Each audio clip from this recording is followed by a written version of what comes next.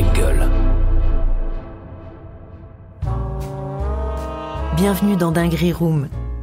Cet été, pas de nouvel épisode, mais en attendant de se retrouver à la rentrée, retour sur quelques moments forts partagés avec des passionnés qui nous ont régalés cette année. Extrait de la Dinguerie Room, de celle dont le stand-up éclaire et touche le non-dit, Shirley Soignon. T'es en accord avec toi-même? Ouais, c'est ça. J'ai mis du temps à accepter que j'étais en accord avec moi-même en faisant ça. Faire parce qu'on de dit la souvent, télé, tu vas louper ton train, tu vas machin. Ouais. T'écoutes plein de voix et tu te dis, mais attends, mais j'ai l'impression que quand je fais des choses par moi-même, ça marche quand même. Je vis, je respire. Ouais. Je partage le métier avec des passionnés comme moi. Tout va bien. Ouais, tout va bien. Tout va bien. Donc oui, je disais que tous les trucs extérieurs, tous les questionnements de la société qui sont venus de façon extérieure et qui m'ont obligé à faire une déconstruction de ma personne et de certaines réflexions, m'ont aidé sur scène à être de plus en plus authentique avec ce truc-là. Il y a une vraie violence interne des sujets maintenant. Là, je suis dans le nouveau spectacle Être humain, où je parle de pédocriminalité, des choses qui me sont arrivées personnellement, etc. Et je me dis, mais pourquoi je raconte ça? Le but, c'est quoi? C'est de toucher des choses c'est ça le but du stand-up pour moi, c'est de toucher le non-dit. C'est de toucher le non-dit, tu vois. C'est pas de raconter ma vie. C'est voilà. Passer par le personnel pour aller à l'universel. Exactement. Toucher le non-dit. Et ça amène à des choses en rodage qui sont bizarres, quoi. Tu vois, tu te dis, attends, je suis chez ma psy ou je suis avec le public, là? Parce qu'en fait, t'es obligé d'aller fouiller des trucs un peu bizarres pour aller trouver cette authenticité. T'es obligé à des moments de passer par des trucs très désagréables vis-à-vis de toi-même. Moi, j'ai digéré l'information. Ouais. Mais large, quoi. Ouais. Mais du coup, donc je faisais des blagues aux gens comme s'ils avaient traité le sujet avec moi. Mais ils n'ont pas eu ces années de digestion. Et ils sont là, vraiment. Ouais. Donc il faut trouver le moyen de faire. À Marseille, là, rodage, j'ai fait genre. Parce que j'y vais sans texte. Ouais. Et ouais, j'y vais sans texte parce que je veux être authentique de fou, justement pour ce que disent. Tu vas sans texte. T'as l'idée, tu sais de quoi je transpire, des fois, vraiment. Il y a des moments où je suis là, mais t'es folle, les gens vont partir, Et j'ai tellement déconstruit au fur et à mesure plein de trucs que je commence à avoir de moins en moins peur de ces trucs-là. Et donc, tu as quand même le truc grand mât à la fin? Ou pas? Non. Tu dis, je vais le trouver. Moi, c'est marqué rodage. Du coup, maintenant, je me permets vraiment de dire merci, au revoir. Il y a rien, il y a pas de fin. Parce que c'est marqué rodage, wesh. J'avais dit. Vraiment, je m'accroche au mot. J'avais dit, c'est pas J'avais dit rodage. Généralement, les rodages, c'est des faux rodages. C'est ce que je dis aux gens. Je leur dis, moi, je suis vrai. Là, pour le coup. C'est le vrai rodage. C'est du vrai rodage. Là, vous payez du rodage. Ça veut dire, ce sera vraiment beaucoup plus cher. Mais là, c'est vraiment genre, on est vraiment ensemble, on écrit ensemble. Tu parles? Je parle et ça dure 2 heures parce que je parle vraiment, tu vois. Et si il y a un truc en ma qui vient, tu t'enregistres peut-être et c'est ça. Et tu l'écriras après. Mais j'enregistre dans ma tête en fait. Maintenant, c'est Yacine. Ça fait quoi, 12 ans que Yacine, il m'arrête pas de me dire lâche ton texte parce que moi, je venais et tout, j'étais là avec mon texte. Tu vois?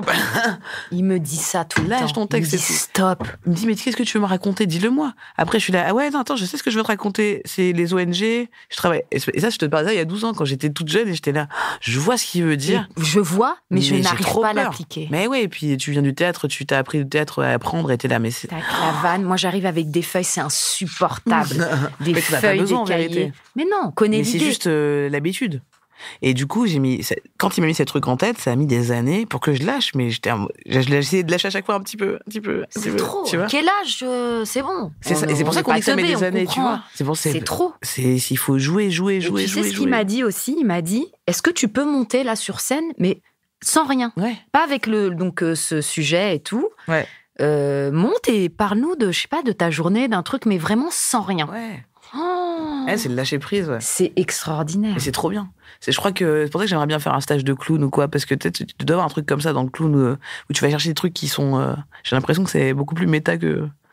Le stage de clown, la commedia dell'arte avec les masques aussi, prise, il y a l'improvisation théâtrale, tous les trucs où tu te lâches totalement finalement. Ouais. Je pense qu'il faut faire ça. T'apprécies de t'observer, de prendre le temps, même si il y a une certaine. En fait, il y a une urgence sur scène quand t'es face à un public, donc la blague, tu vas la trouver.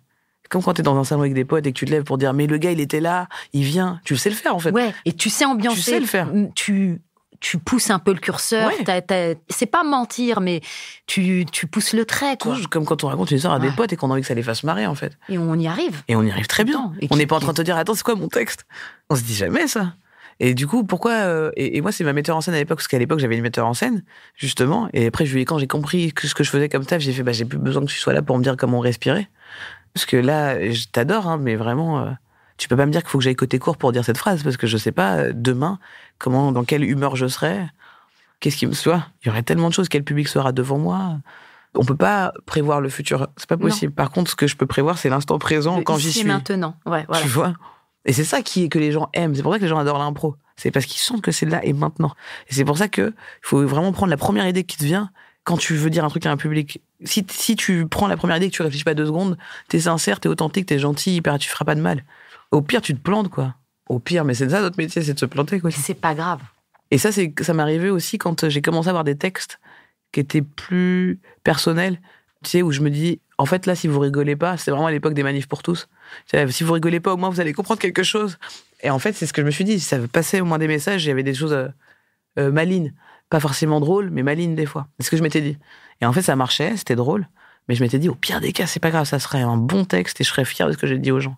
Donc, t'as plus l'urgence du rire absolu, parce que mon époque, les 2007, là, les 2007. Les 2007. Oh, les 2007. Tu te rappelles, un rire toutes les 30 secondes. Tu te rappelles cette phrase-là? Un rire toutes les 30 secondes et on chronométrait. On regardait la phrase. C'est plus du tout ce tempo. Plus du tout. En fait, j'ai l'impression qu'il y est toujours, mais qu'on n'a pas besoin de se le dire. Okay. Ça peut être les 20 secondes, ça peut être 25, ça peut être 45, ça dépend des gens et de comment ils parlent. Tu vois, de l'anecdote. On raconte une histoire maintenant. Ouais, mais en fait, quand tu racontes ton histoire, tu rajoutes toujours des petits moments marrants dans cette histoire. Parce que tu sens que les gens, quand t'es dans le salon, c'est pareil, tu le fais. Effectivement, si pendant 1 minute, il n'y a rien, ce qui est très long quand même, mais si pendant 1 minute, il n'y a rien en termes de blague et que tu poses quelque chose d'extraordinaire, si chaque élément, c'est comme un montage de film, quoi. Faut que le plan que tu nous montres, il serve à quelque chose pour la suite, il a un intérêt, quel qu'il soit. Et ça marche encore mieux sur une durée un peu longue, sur un spectacle entier, parce que c'est vrai qu'il y a l'urgence. Là, je vois au Barbès Comedy Club, il y a des plateaux où tu as le droit de jouer 3 minutes. Ouais. Comment tu fais? C'est que j'ai envie d'essayer. Moi aussi, j'ai envie d'essayer. C'est un délire. Non, mais je l'ai déjà fait, mais j'ai envie de le refaire pour des nouveaux textes. J'essaye. Ouais, viens, on le fait ensemble avec plaisir. Ah ouais, parce que j'ai essayé de prendre un truc de mon texte déjà. C'est trop long déjà. C'est drôle. Mais c'est extraordinaire. Ouais, ça permet d'aller. Ils y arrivent. Ouais, parce qu'en fait, combien de fois j'ai vu des 3 minutes et où vraiment j'arrive dans la salle et je fais, ça fait combien de temps il est là? Après, ils me font, ça fait 8 minutes. Je fais, arrête, sérieusement. On dirait que ça fait 5 minutes que la personne est là. Parce que tu sens qu'elle sait pas où elle va. Et donc, elle t'emmène dans un autre espace-temps. Et t'es là, qu'est-ce qui est en train de se passer? Et il y a une panique sur le temps, tu vois. T'es où pas? Alors que quelqu'un qui sait où il va, même si la blague est pas là tout de suite, s'il est confiant dans ses appuis, ça le voit, il t'emmène dans une histoire, il te raconte quelque chose, t'es là, ah oui, j'écoute, ouais. Donc, d'ailleurs, j'ai oublié sur ma metteur en scène, je disais un truc, c'est qu'elle me disait, il y avait un truc qu'elle m'avait donné qui était fort, c'était que les gens, elle me dit, dis-toi que c'est comme des enfants de 5 ans, ils sont contents de venir. Ils se déplacent, ils marchent de chez eux ou de leur travail pour venir jusqu'à toi. Ils ont payé une place, ils s'assoient, ils viennent écouter des blagues. Donc, oui, ils sont de bonne composition. Tu vois, amène-les, elle me dit des enfants de 5 ans dans le sens de, si tu veux qu'ils comprennent, juste amène-les à comprendre en prenant par la main et en disant, viens. Et ils vont venir. Et viens par là. Alors, l'histoire, elle se passe dans un garage. Et puis, dans ce garage, il y a une voiture bleue, tu la vois? Ouais. Et la voiture bleue qui me faisait penser à... Tu vois? Et puis, tu t'installes tout ce que tu veux installer, en fait. C'est à toi de mettre... D'avoir confiance en toi et d'être... Ouais, et en fait, la confiance, elle vient que à force de pas y penser, quoi. Ouais. C'est parce que tu fais qu'au bout d'un moment, tu fais. Tu vois? Je vois tout à fait. J'ai essayé de faire ça, de faire un peu comme font les jeunes, là, tu sais, ils font 5-6 plateaux par soir. Ouais. Je l'ai fait la fois où tu m'as remplacé. Ah ouais. Et ça j'y suis pas arrivée. Je te jure, putain, ce soir-là, samedi, là, j'ai fait 5 plateaux. Quand même. Mais partout. Quand même. Comme ça, 5. Ah ouais. Et j'avais besoin de cette sensation, savoir comment le dernier plateau... Et à force, comme tu as dit, de faire, mais j'étais en confiance. Ouais, c'est trop bien le truc. Mais de ouf, parce que je n'avais peur de rien. Vu que j'en ai fait 4, là. T'es dessus, quoi. Ouais, je suis dessus. C'est sur le muscle. Ça m'a permis d'improviser, de faire autre chose et de louper le dernier. C'est trop drôle. Je te jure, j'appelais Tanguy, je lui disais non, mais je vais pas y arriver. D'arriver comme ça, tu vas presque, il me dit laisse tomber. Shirley, elle est déjà sur scène, elle t'a remplacé une minute, je vais y arriver. Mais ouais. Non, faut la santé. En revanche, faut pour faire ce genre d'exercice, des 5 plateaux. C'est un vrai taf d'étudiant en termes physiquement. Ouais, total. Faut avoir... Ouais, des fois, c'est rien de d'encaisser. Et c'est dangereux, même. Oh, de fou. Parce que tu cours vraiment. Moi, j'étais en vélo. Non, mais c'est clair de J'ai grillé des feux rouges, tu vois, pour arriver à l'heure où... c'est vraiment... Ce serait marrant de suivre quelqu'un comme ça qui enchaîne. Ça pourrait être un jeu, quoi. Qui fait le plus de plateaux. Ouais. Tu cours. C'est un délire. C'est un délire. Parce qu'il y en a plein de cette nouvelle génération. Ils font 6 plateaux. Moi, je l'ai fait longtemps. Juste avant l'ouverture du Barbet, j'arrêtais pas de faire ça. Tu peux me mettre en premier, tu peux me mettre en dernier. Parce que j'arrive là, moi j'ai... c'est une folie déjà organisée. Puis à faire, quoi. Retrouvez l'épisode complet sur toutes les plateformes d'écoute et sur dingueryroom.fm. Dinguery Room est un podcast original Engel, présenté par Amel Chabi.